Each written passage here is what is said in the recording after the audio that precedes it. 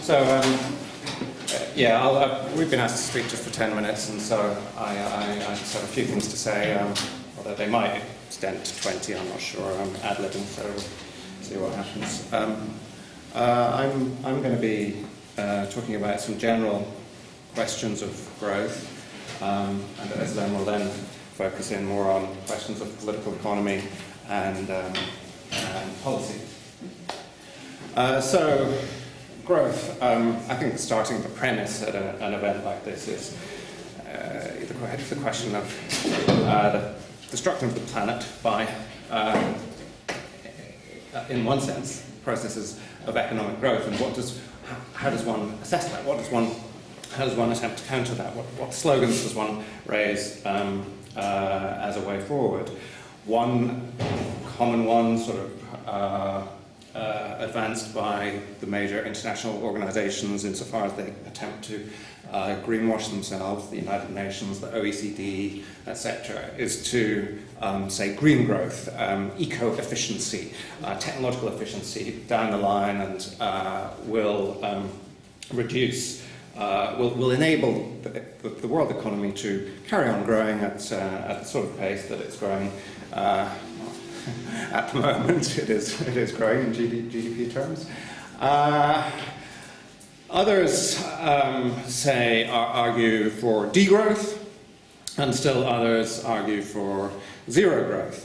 And I think it's I think it's quite useful to as a way to first to get into that debate by asking ourselves exactly what growth refers to it within this ideological context. And I'd suggest that it's useful to think about growth as a paradigm, as a cluster of beliefs as to what economic growth is, beliefs which cohere into a coherent ideology, and we can call this the growth paradigm, by which we mean that growth is good, economic growth is good, we can measure it, we can see the economy expand. Economic growth should be continuous, it should be linear, it should be in principle infinite, it should be able to go on, and that economic growth is an essential remedy for a whole range of social problems. So that, I think, is the way in which growth broadly tends to be understood and advocated in the modern world.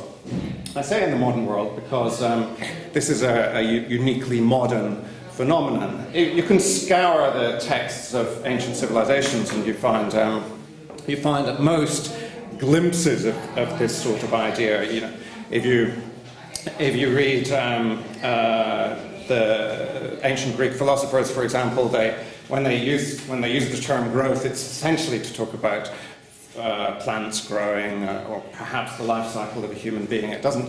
There isn't a conception, except in the most rudimentary sense, of an economy that grows. Perhaps a household can gain more wealth, but it's not conceived as a coherent discourse of growth in any sense at all. You can find glimpses, for example, in Xenophon, the ancient Greek philosopher, who at one point in his works identifies silver mines as the key to providing the Athenian polis with an endless revenues to fill its coffers and fight its wars and maintain its position as hegemon within the Eastern Mediterranean. And so you can see little glimpses like that. Or at the same time, if you pan across the world to ancient India, the Mauryan civilization, you can find an advisor to one of the empires there who was arguing that the prince in charge of the royal household should seek to expand agriculture and build new highways and chop down trees and establish new industries and so on. Again, another little glimpse. Or fast forward 800 years or so to the 7th century AD in China, which David Graeber discusses in his marvelous depth, verse of 5,000 Years, book of a couple of years ago, where Buddhist monasteries presided over quite complex trade routes and monetary exchanges across much of China, and established so-called, in their monasteries, so-called inexhaustible treasuries, where their followers were urged to come and bring masses and masses of gifts, to pile them up, gifts, silks, and jewellery and money, which would then be lent out to peasants as agricultural loans and so on. Or fast forward another 600-700 years, you find in the Maghreb the philosopher known as Ibn Khaldun, who developed quite an advanced theory of how urbanization can kickstart a growth process and so on. So you can find that what I'm trying to get at is that you can find in pre-modern civilizations little glimpses of the growth paradigm, but nothing at all like the growth paradigm as we understand it today. At most, little glimpses. So when did all this change, and why does this matter? Why does the conjunctural question matter? Why does it matter when this growth paradigm came into existence? I'll start by suggesting when, and then move on to what meaning that has. Why does it matter for the debate today over growth? I think if there's a focal point that I would draw attention to, that I would identify, it's the middle of the 17th century, and above all in this country. And what was taking place then? Well, two major developments contemporaneously. One was the accelerated expropriation of peasants from the land and the creation of the embryonic creation of a working class in the countryside. And associated with that was the increased development of markets. So peasants, instead of producing directly for lords, would produce cash crops increasingly for sale on markets. And contemporaneously with that, there was the scientific revolution, embodied in the work of people like Francis Bacon and René Descartes and Isaac Newton, etc., who began to conceive of the universe as a space governed by uniform and predictable laws. Now, those two developments are interconnected in quite interesting ways, I would suggest. They, the first one enabled, for the first time, the economy to be conceptualized as a space of economic activity, as opposed to pre-modern conceptions of the economy as essentially a household, either the individual peasants or lord's household, or the royal household that encompasses the various sort of monadic economic operations of individuals within society. So for the first time in the 17th century, the fact that prices are beginning to be governed by some mysterious market forces as opposed to being dictated by authority figures or by moral norms engendered from the peasants themselves, in customary terms, therefore. That led some people, known as, for example, the mercantilist economists, as they later became known, to start conceiving of the economy as a law-governed space, just as, and at the same time, as people like Bacon and Newton were conceiving of the universe as a law-governed space, and the same way in which the universe began to be conceived began to be applied to the economy, and it became therefore imagined as a space that is governed by natural laws. And for the first time, it's now in the mid-17th century that you see for the first time people beginning to use the term growth to refer to what economic activity does, as much as simply to what plants or animals or human beings in their individual life cycle do. So people like the mercantilist economist Josiah Child, for example, if you read his writings, they talk a lot about the growth of colonies and the growth of population, but also of the growth of trade and the growth of industry. This is the first time in history, at least to my knowledge, that growth begins to be used in that way, and that is directly connected with the fact that for the first time people were beginning to perceive the economy as a sort of engine that grows.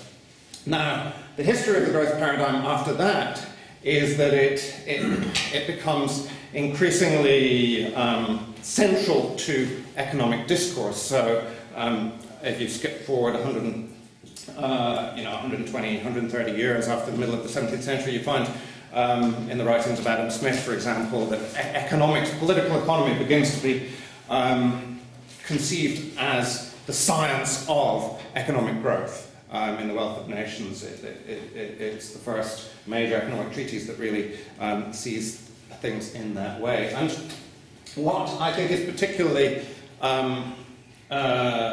important about looking at this history is that as you look at the history of how the economy is conceived and how economic growth is conceived, interwoven with it throughout is the ideological defense of capitalism.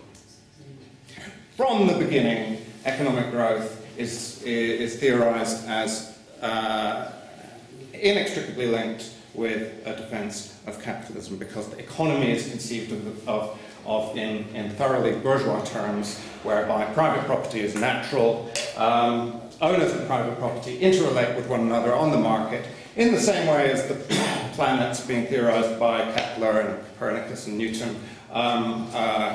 interact in a sort of God, divinely decreed, providential, law-governed way. So too the economic actors on the market, they naturally are private property owners. This is most clearly put if you read some of the early French economists, the physiocrats as they later became known, so-called physiocracy.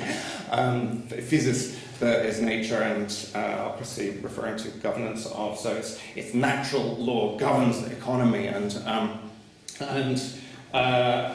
natural law dictates that economic agents are owners of private property. They interact with one another on the market, and the upshot of their interaction is the accumulation of capital. Again, the physiocrats were the first to begin to theorize this, followed very swiftly by Adam Smith. The accumulation of capital is their goal, and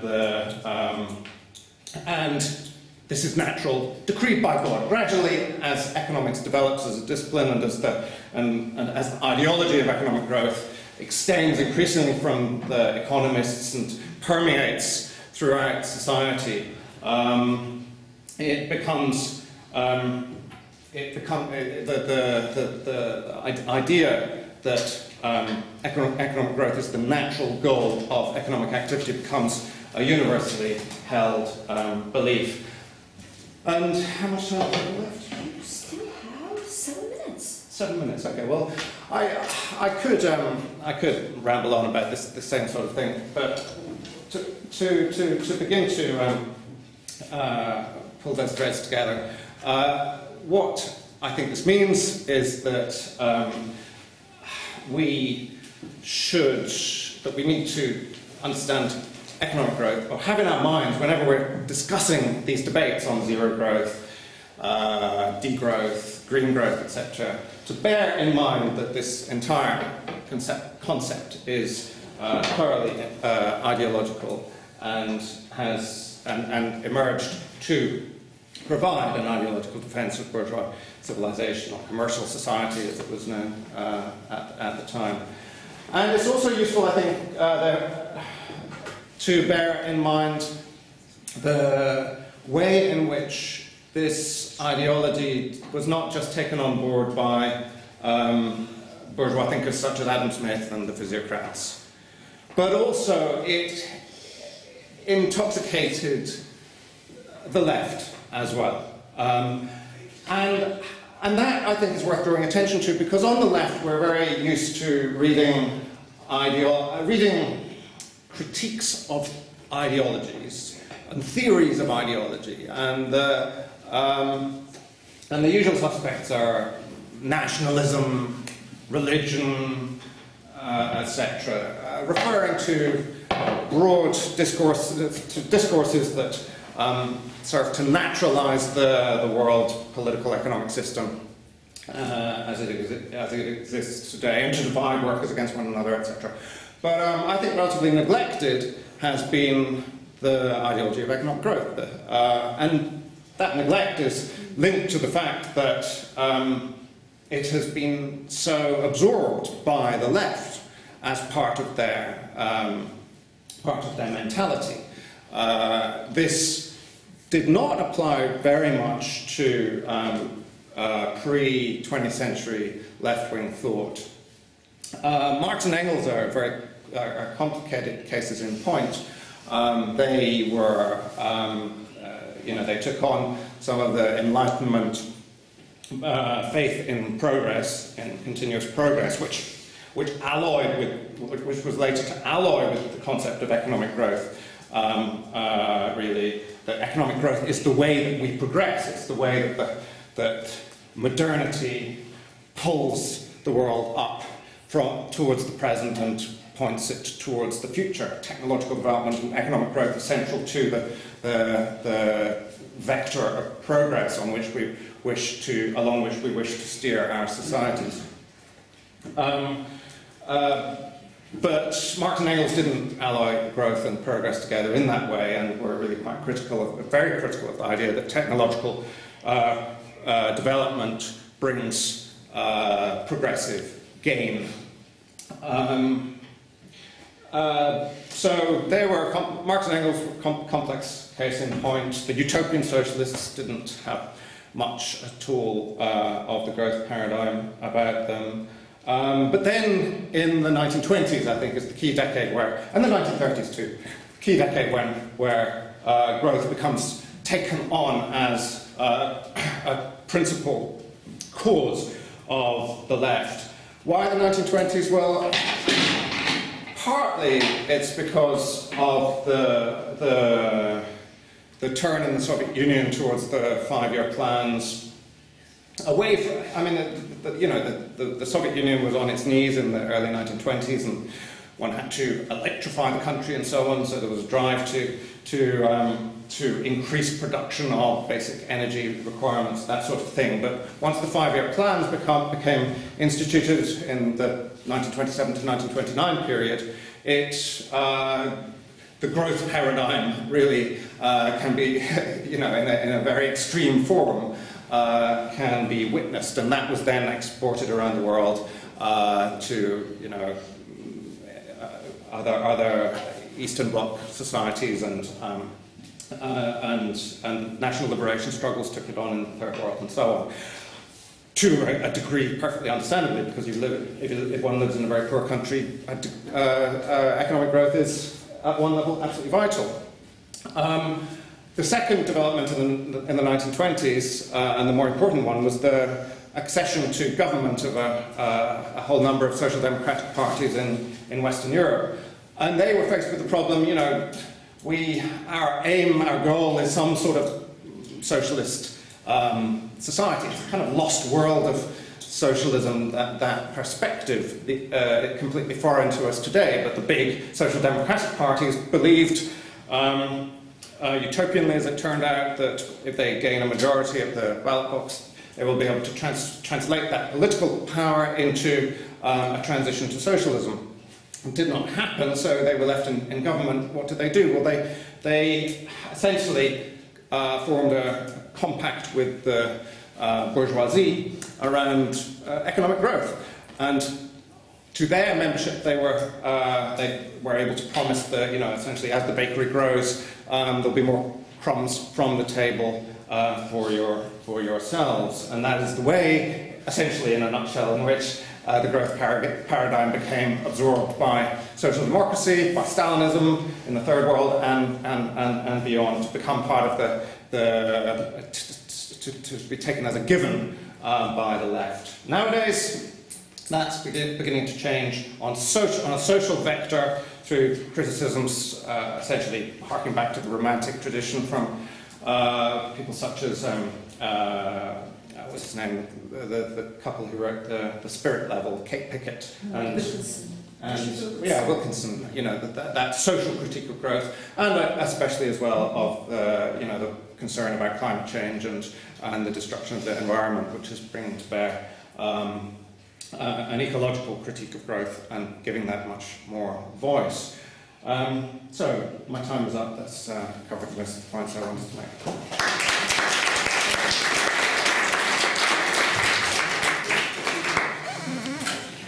My name is Özlem Ular, and on my day job I work as an economist at the University of Greenwich. Obviously I come from that discipline which is fetishizing growth and where growth is a taboo. I'm a member of Socialist Resistance and Liberty Unity as well. So take it very quickly to 21st century, start with 21st century capitalism, following that very rich historical introduction, and hopefully finish by 21st century socialism. Of course, it's no news in this room if I start by saying I think capitalism is a very critical historical juncture. We have a multiple crises. This is the deepest crisis of capitalism in its history. It is a very complicated economic history, economic crisis, combining elements of financial crisis, state crisis, incomes and job crisis. But it is also at the same time a very deep ecological crisis, combining elements of climate change, energy crisis, and food crisis. And it is a political crisis at the same time. Now, is there a way out of here for capitalism? I usually read science fiction when I'm not doing my day job, and of course all these progressive dystopian science fiction authors from Ursula Le Guin to Margaret Atwood see how capitalism regenerates itself at the cost of the rest of the population. For a minority, there's always a way out of that crisis as well, and capitalism indeed needs